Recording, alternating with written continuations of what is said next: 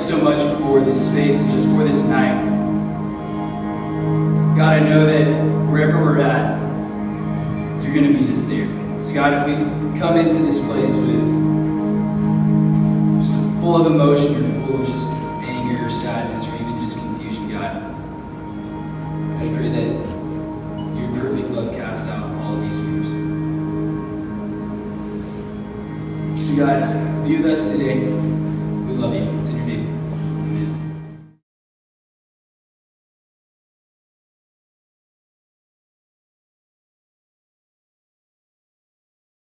You guys want to welcome up Spencer. He's going to share his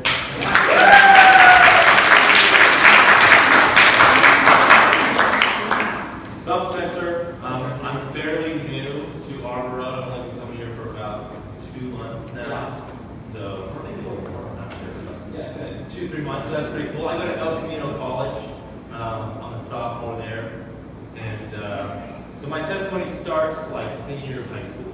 So I've always played baseball my whole life, and so senior year I'm trying to figure out where I'm going to school, and my whole goal in high school was to go to a 4-year university, go play baseball like the highest level possible. And so I was super excited to go, somewhere awesome, right? Junior college was like the last place I expected to go. When people would ever say, Spencer, you're going to go to junior college, I would laugh at it and say, yeah, that would never happen. I'm not going to go to a junior college.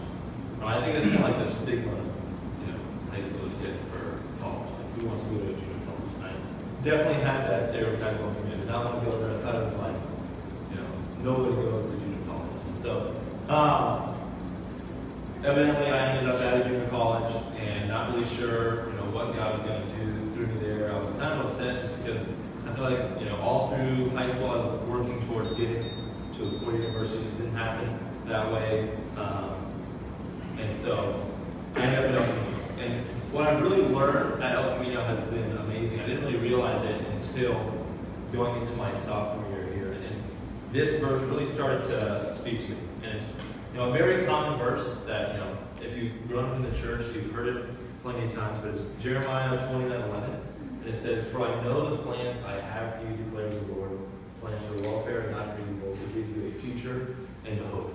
And I didn't know what my future was going to be like going into junior college. I didn't know where I was going to end up because I knew I was going to play baseball for 2 years and transfer off. But the memories and friends and people that I have come in contact with while being at El Camino, it's been amazing. And God has really used me in crazy ways. I've been leading a small group for 2 years, something that I didn't expect to do right out of high school. But God was like, that's the reason why I want you to stay here back home and go to a junior college out of this for you.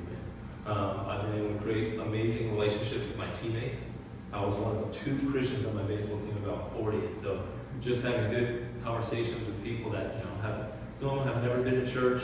Some of them go to church and sleep for the, hour and a half, whatever it may be. Just having good quality conversations with people and being able to see what it's really like to go to school and to see people, 6 days out of the week playing baseball that don't know the Lord and how they act and how they see the world. And so it's been an amazing experience I have had at El Camino, and God has really shown me that I have a bigger and better plan for you.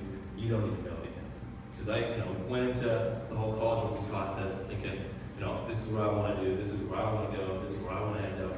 And God's like, stop thinking what you want, it's about what I want, where I want to send you, and what you're going to do for me. And so it's been amazing being at El Camino, and I kind of get a taste of that whole process. Again, being a sophomore at El Camino and figuring out where I'm going to spend my last 2 years of college, right? I'm trying to transfer and still continue playing baseball. And so I'm kind of getting a taste of that whole process here again, and I'm a lot better equipped this time around because now I'm just looking for where God can use me most, where He can have me make the most impact, not necessarily the biggest and best school that seems to knock on my door, but the place where the Lord really wants me to go. And so it's been an amazing experience.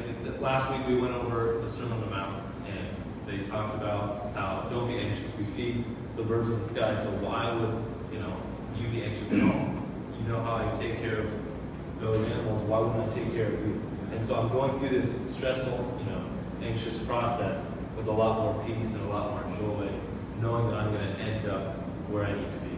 And so, most testimonies people kind of talk from, how they knew the Lord. But for me, it's kind of, I've always grown up, in a Christian home and friends that have come to church with me, and God hasn't really hit me and used me since the last few years of my life. And it's been pretty amazing to see how God kind of shuts the door that you think you're going to walk through and opens up the one that He wants you to go through, and how He's going to use you if you're faithful and you understand that you are just a pawn in this huge story that God has created. So it's been awesome, and that's my story.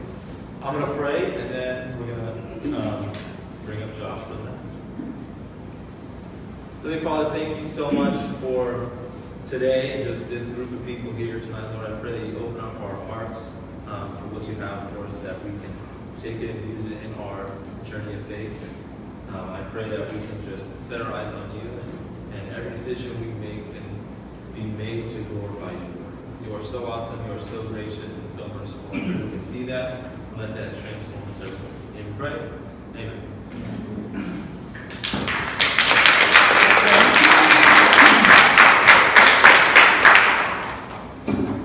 Spencer, thank you for sharing. I think it's a lot harder than most people think to get up here and talk about your life. And so I appreciate your courage and just being willing to share just what God is doing in your life.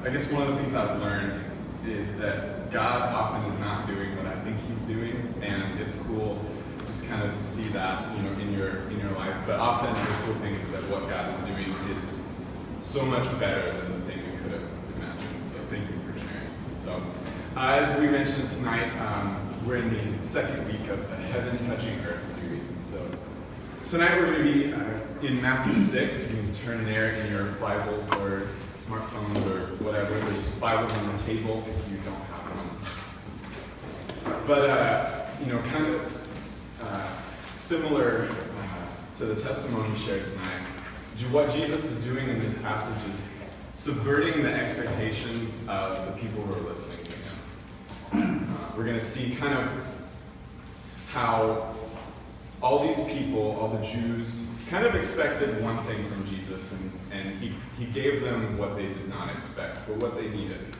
So Matthew 6, I'll be starting in verse 1. Beware of practicing your righteousness before other people, in order to be seen by them, for then you will have no reward from your Father who is in heaven. Thus, when you give to the needy, sound no trumpet before you, as the hypocrites do in the synagogues and in the streets, that they may be praised by others. Truly I say to you, they have received their reward. But when you give to the needy, do not let your left hand know what your right hand is doing, so that your giving may be in secret. And your Father who sees in secret will reward you. And when you pray, you must not be like the hypocrites, for they love to stand and pray in the synagogues and at the street corners, that they may be seen by others. Truly, I say to you, they have received their reward. But when you pray, go into your room and shut the door and pray to your Father who is in secret. And your Father who sees in secret will reward you. And when you pray, do not heap up empty phrases as the Gentiles do, for they think that they will be heard because of their many words. Do not be like them, for your Father knows what you need before you ask Him. Pray then like this: Our Father in heaven, hallowed be your name. Your kingdom come, your will be done, on earth as it is in heaven. Give us this day our daily bread, and forgive us our debts, as we have also forgiven our debtors. And lead us not into temptation, but deliver us from evil. For if you forgive others their trespasses, your heavenly Father will also forgive you. But if you do not forgive others their trespasses, neither will your Father forgive your trespasses. And when you fast, do not look gloomy like the hypocrites, for they disfigure their faces that their fasting may be seen by others. Truly I say to you, they have received their reward.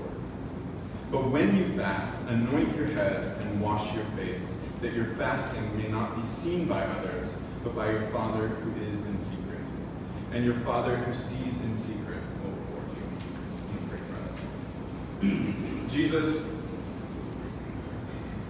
thank you, God, tonight that we can come here and that we all can hear from you. I pray that you would speak through this passage, God, that you would fill me with your words, God, that what I say would be what you need to say. I pray that all of us, myself included, Lord, would hear what you're trying to say to us tonight. Amen. So in this passage, just a little background. So this is the middle of what is known as the Sermon on the Mount. It's the first recorded message of Jesus in the Gospels. It comes very early in his ministry and contains some of the major themes of his entire ministry. What Jesus is kind of doing here is challenging a lot of the notions of the religious leaders of the day, known as the Pharisees and the Sadducees. You might have heard of them before. But he's taking a lot of the ways that they have twisted God's word and saying, no, that's not what this is about. And so in the passage leading up to this, in chapter 5, he takes a lot of the ways that the Pharisees were like, oh, here's how you live by the law. Here's how you live a life that's good enough for God. And he's saying, no, it's actually much more than that. And he's showing them how the standard that they think they can attain is so far beyond what they've made it to be, and is so unattainable for them. And so, in this passage is this little chunk focused on kind of the good deeds that we do. And the essence of this passage is why we do good deeds. So really, honestly, the whole passage, all verses 1 through 18, can be summed up in this first verse, and I'm going to read it again. Beware of practicing your righteousness before other people in order to be seen by them. For then you will have no reward from your Father who's in heaven. This idea, Jesus takes this idea, and throughout the rest of his talk, he is applying it to the three most important spiritual disciplines in ancient Judaism, and actually in modern Judaism. We have, giving to the needy, it was also known as giving alms or whatever, prayer and fasting. And these are the things that the Jewish religion at the time lifted up as these are the most important things you can do to serve God. And what Jesus is doing is, throughout the passage, he's taking this idea and saying, you guys are doing all these things for the wrong reasons. It's actually really interesting if you kind of look through it. Each little section, each of the three sections, the giving, and then you have prayer, and then you have fasting, they follow an identical format, like word for word. So it basically says this: when you do this, do not do it like the hypocrites, who do it that they may be seen by others, because they have received their reward. You do it secretly, and your Father will reward you. And each passage, it's like almost like a fill in the blanks. Each passage copies that and just fills in, giving, prayer, fasting. And I could talk tonight about, giving, prayer, and fasting, and the three things and why we should do them. But I think to do so would be to miss the point of this entire passage. Because I think the point of this entire passage can be summed up in this first verse. Like I said, it's not what the good deeds are, it's not how we're doing them, but it's why. Because man, us, me, you, looks at the outward appearance, but the Lord looks at the heart. So why do we do good deeds? Growing up, my dad is a huge baseball fan, like really, really big. My grandpa is a huge baseball fan. It's kind of in the lineage. And when I was a kid, I was never a baseball fan. It was just not my thing. It's kind of boring. It's very slow. You don't know what's going on. But I don't know, I may be offending some of you. But when I was 13, I decided that I wanted to play baseball. because I knew that if I played baseball, man, my dad would be proud of me. And so I joined, it's called juniors. It's the 7th grade baseball through Little League. And I could do most of the things all right, except for hitting. And I was not the greatest hitter. In fact, I was very, very bad. And, most of these kids that I was playing with have been playing Little League literally their whole lives. Like, their dads handed them a baseball bat as soon as they came out of the womb. But I'm sitting here picking up a baseball bat for the first time, and I'm like, oh, I can do this, And I could not do it. I was, I didn't even make contact until probably my 8th or 9th game, and until through basically the entirety of the season, I think I struck out in 90-something% of my at-bats. I do not exaggerate. But after every game, my dad would come up to me and he'd go, "Good job, bud, proud of you." And I was like, "What are you talking about, Dad?" I was 13, and so I'm like, "Dad, you're being stupid. Why are you proud of me? That was terrible." And so this would happen literally every game. He was like, "Good job, bud, proud of you." So finally I was like, "Okay, whatever. I'm just gonna say that no matter what I say." And so it gets to the playoffs. Somehow our really bad team made the playoffs. And so we had this one game, we win it and we go on, we lose, we're done.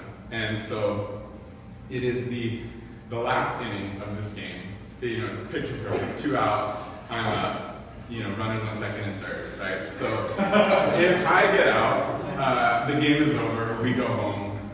If I don't, if I get a hit or whatever, the game goes on, we might have a chance to win. And so I'm pretty sure it was 2 strikes. I don't want to exaggerate for dramatic effect, but I managed to make contact, and I laced the ball into right center field over the second baseman, and the runners scored. We tied the game, and I'm sitting there on first, this is. I don't remember if it was my first hit, but it really might have been.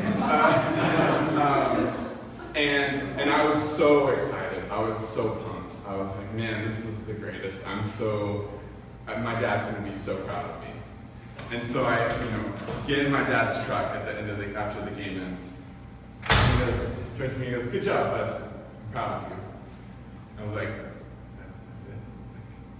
You say that every game, Dad. Come on. I got the hit, And he was like, "I'm still proud of you, good job." And what I learned in that moment was that my dad wasn't proud of what I had done, the things that I had accomplished. He was proud of who I was. And he loved me not because of what I did and the hits that I got, but because I was his son. And the most significant part about this passage, we look in verse 1, is that Jesus calls God our Father. And the funny thing about this is that we don't see it this way now, because a lot of us have grown up in the church, or at least been around the church, and heard God as our Father so many times, and it just kind of becomes known. But to this point in history, the word that Jesus used for God was Abba, which is it's respectful, but it's a very intimate word for Father. And that word had never been used to reference the God of the universe. What Jesus was doing here was redefining how we see how God relates to us.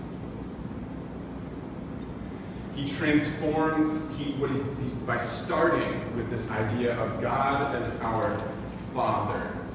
He transforms our vision of God from this impersonal judge, this impersonal ruler, to the personal Father. And that should and does change everything for us. A good father, teaches and helps and disciplines, yes, all those things. But primarily, a good father loves. And if we see God as a judge, our relationship is defined by proving ourselves to be good enough, to be worthy. But if we see God as a father, our relationship with him is defined by his love for us. We're actually going to go to our first table hop now. And what we're going to talk about, do you see God in your life as a judge? Have you seen him as a judge? I know I have. How have you tried to prove your worthiness as a result? And how has that worked out for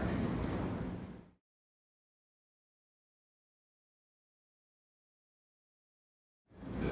Well, I think all of us were sharing how we see God as this judge when we do wrong. And when we have messed up, it's like, oh wow, I gotta do something to repair my relationship with God, repair how God sees me.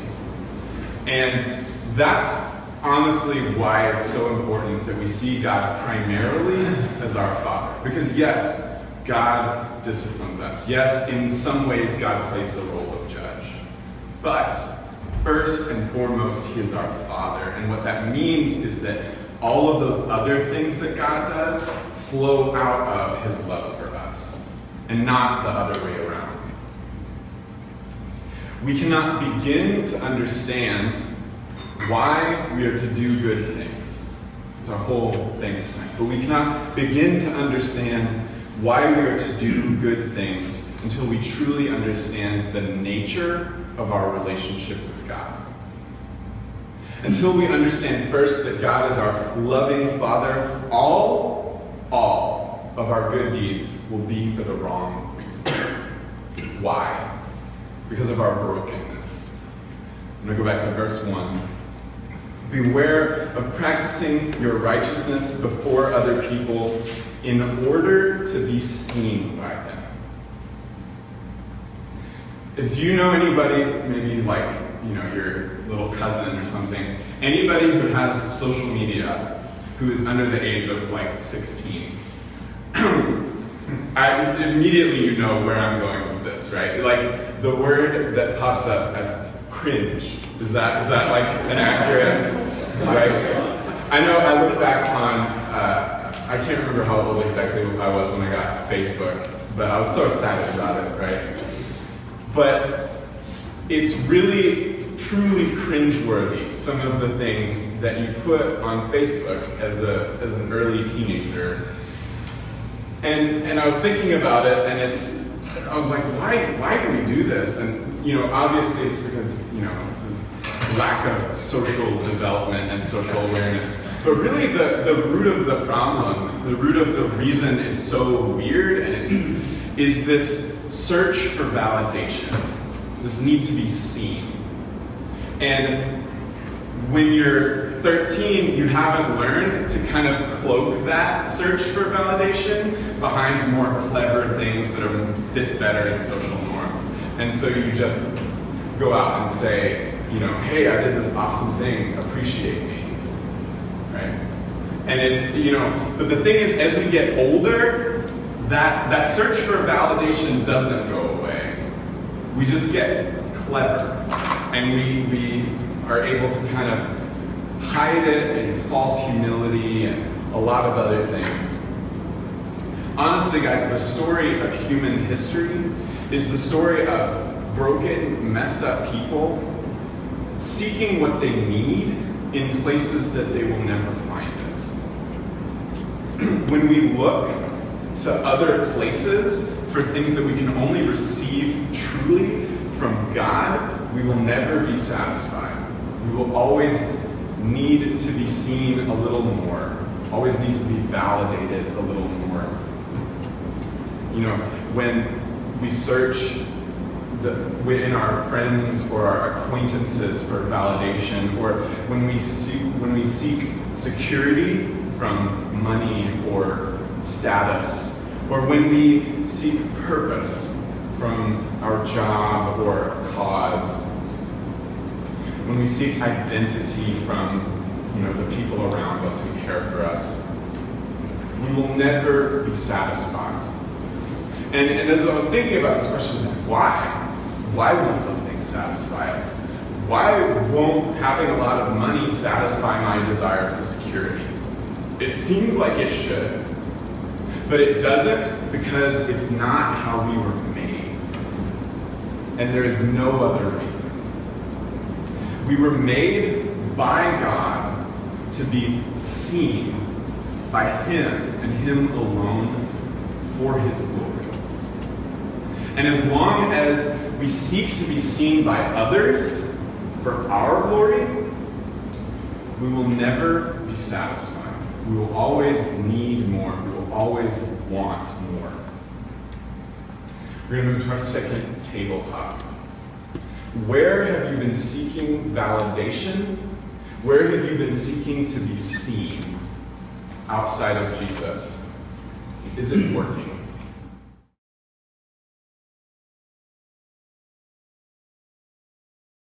So it's funny, as I was preparing this talk, and I came across this question. It's like, where do we seek validation? Where do I seek validation? And I was thinking about it, and even kind of the answer I gave to the dudes in my group was, honestly, like, everywhere. I feel like this is an incredibly personal question for me, because I have literally built my entire life around seeking validation from others. And all of the things that I am are so that I can be seen. But it does not satisfy. And not only does it not satisfy, it doesn't really ever satisfy, because at the end of the day, if you build your life around seeking validation, you just feel, you don't feel real. You feel like an actor. Because I know for me at least, I can't speak for everyone, but when I do things that people are like, oh wow, that was impressive, and I was like, was it though? Like, I know you see it that way, but like, what if, like, but that's not me. That's just like an act I was putting on. It was like a front. And so it never satisfies when I get the validation that I'm seeking, because it doesn't feel real. And it's funny, like, if God's way is more satisfying, like if we think that, why don't we live it? Why don't I live it? I know this. Like, I know that God's way is more satisfying. I know that my way is not. But I keep doing it. And I was wondering, it's like, why? Why is that? Because that's literally stupid. Like, that's the definition. But the reason is not because I don't believe that God will satisfy me, but it's because I don't believe God when He says He's my Father. And it's because I don't believe that my relationship with Him is predicated on Him and not me. When we live like that, we end up, so verse 2 is really interesting. So it says, thus when you give to the needy, sound no trumpet before you, as the hypocrites do in the synagogues and in the streets, that they may be praised by others. It's interesting, this word hypocrites comes from the Greek. I'm going to break out the Greek on you guys. But it's the word hypocrites. And it literally means actor.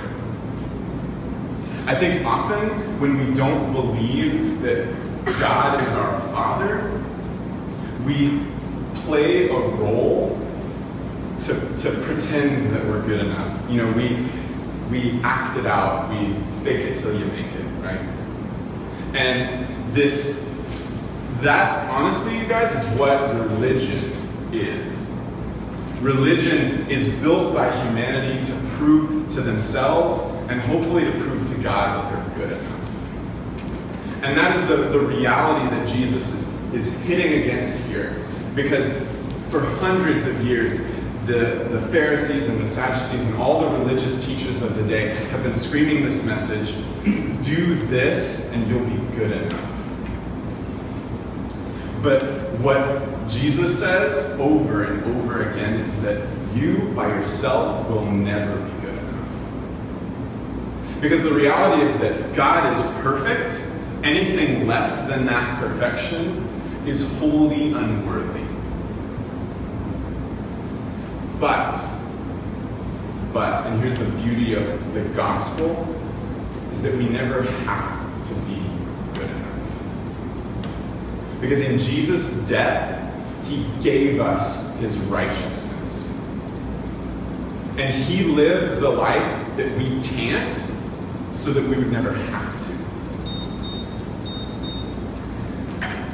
But that begs the question, if Jesus was righteous on our behalf, if he was good enough for us, why bother trying to do good things? And we go right back to this. If God did it all for us, why don't I just live exactly how I feel like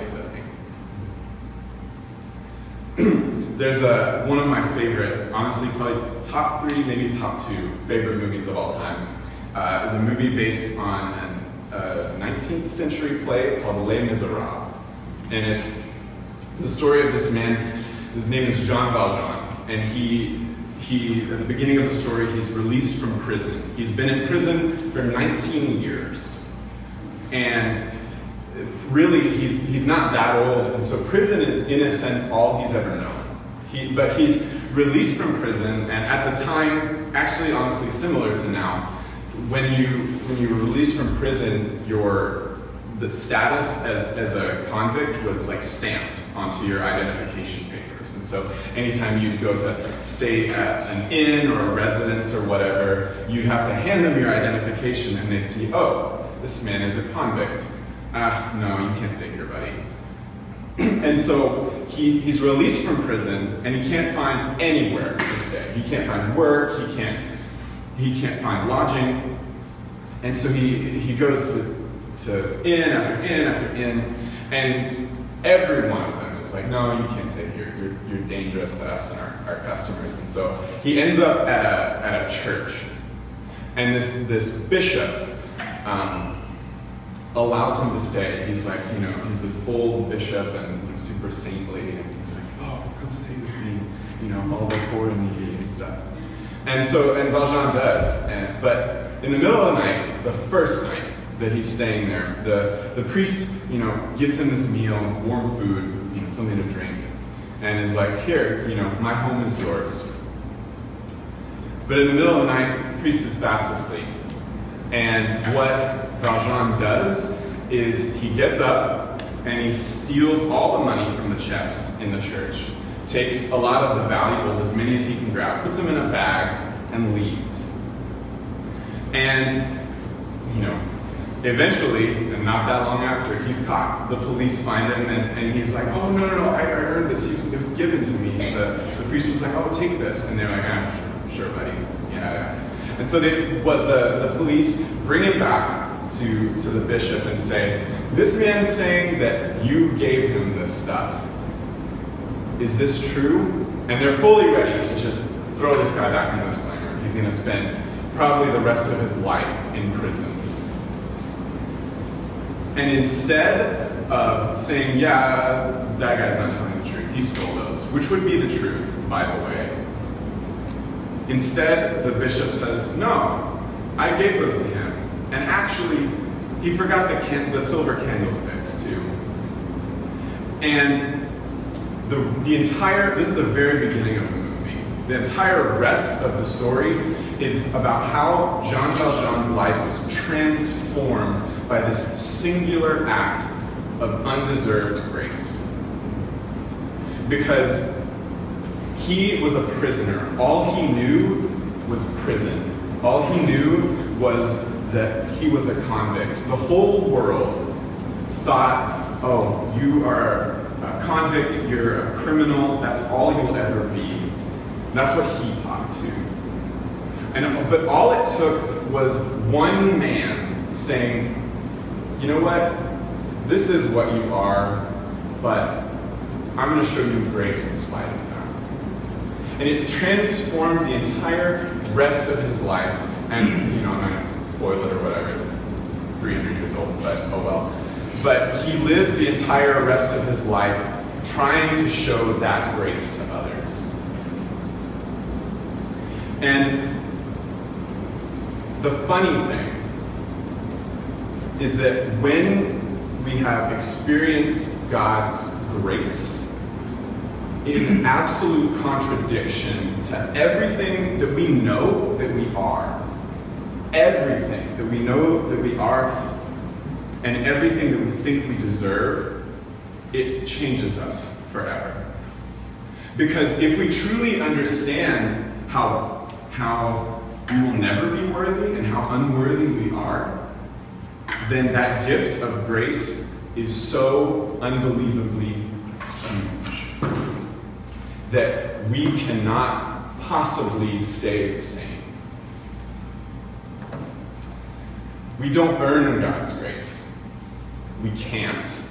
It's a gift, and it was given freely. So again, why bother trying to do good things? Verse 4. And your Father who sees in secret will reward you. One of the best ways to understand the Bible is to ask questions. And so as I was reading this passage, this phrase reward comes up over and over and over again. It's like, what is the reward? Paul says this, "Indeed, I count everything as loss because of the surpassing worth of knowing Christ Jesus, my Lord." Our reward is knowing the Father. Our reward is the knowledge that we are sons and daughters and not criminals. Our reward is merely experiencing God and coming to know Him. I'm going to invite the band up this time. So again, why do we do good deeds? We do good deeds, we do good things. We try to do things that please God because they please God. And through doing them, we come to know God better. And what better reward could we possibly have than knowing the God who loves us more than we could ever understand? What better reward could we have than knowing the God who showed us grace that we didn't deserve?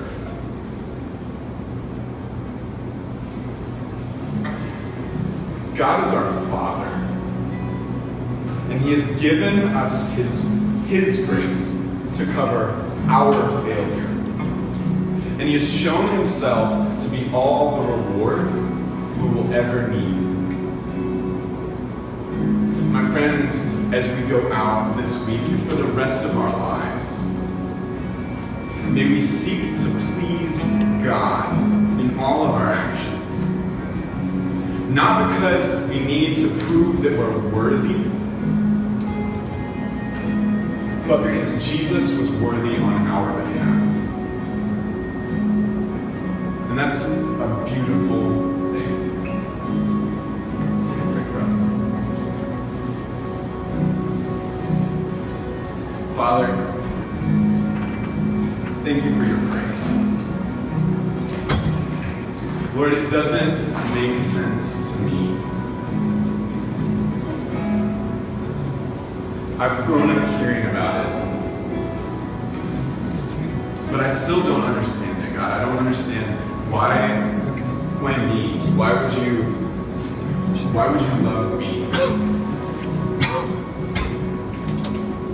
But thank you, God. Thank you that you do. God, I pray that each and every person in this room, myself included, God, that tomorrow and the day after and the day after that, we would come to understand a little bit more about what your grace means for us. And that as a result, and not as a prerequisite, that we would seek to live lives that are pleasing to you, God. Not out of a desire to be worthy, but out of a desire to know you. God, thank you for all that you have done and all that you are doing.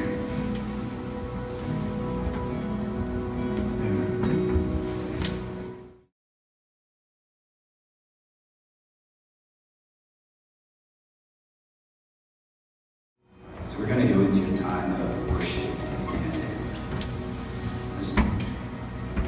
Tonight was just a good reminder of just understanding what we're going through, and that whatever we're going through, if it's our sin issues or if it's just our human heart, we know that ultimately God is our Father. He isn't the judge, He's the ultimate judge, but He is also our personal Father. And so I want to invite us into a time of worship, and if we can all stand together. Let's stand together. And I just want you guys to receive and be able to sit in the Lord's presence and understand that, yeah, whatever you have gone through, whatever you're going through, whatever sin you're struggling with, ultimately God doesn't look at you and say you are doing that wrong, but He says, I love you, come into my arms, come into my arms. And so let's go into a time of worship.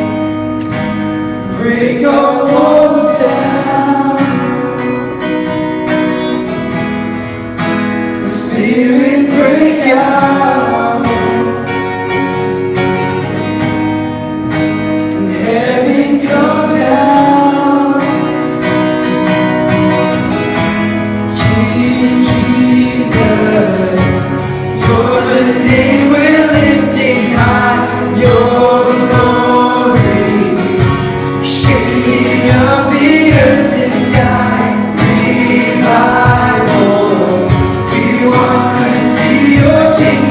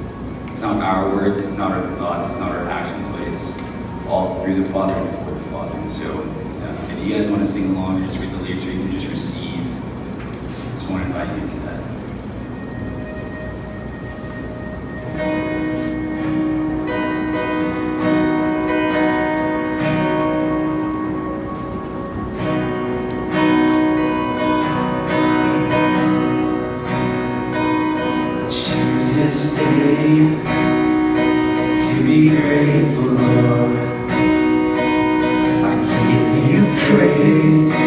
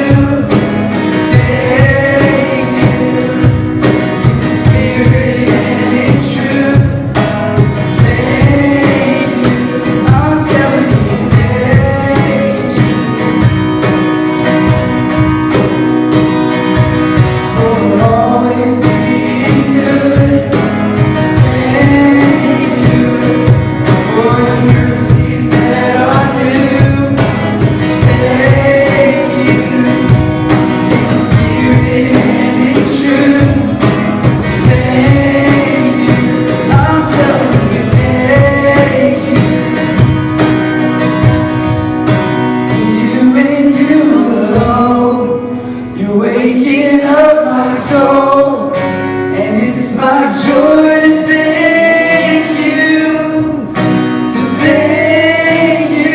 and you alone.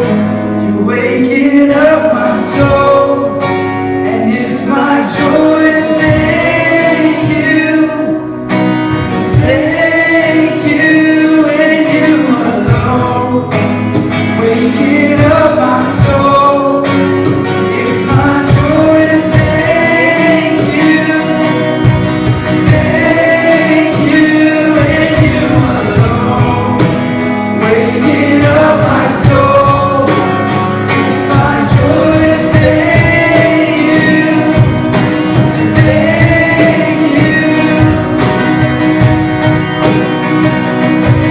for always being good. Thank you for your mercies that are new. Thank you in spirit and in truth. Thank you, I'm telling you, thank you for all your presence, for calling me your friend. Thank you, you stand in my defense. Thank you, your loving has no end. Thank you, I'm telling you, thank you. You and you alone, you're waking up my soul, and it's my joy to thank you, and you alone. You're waking up my soul, and it's my joy to thank you, and you alone. You're waking up my soul, and it's my joy to thank you,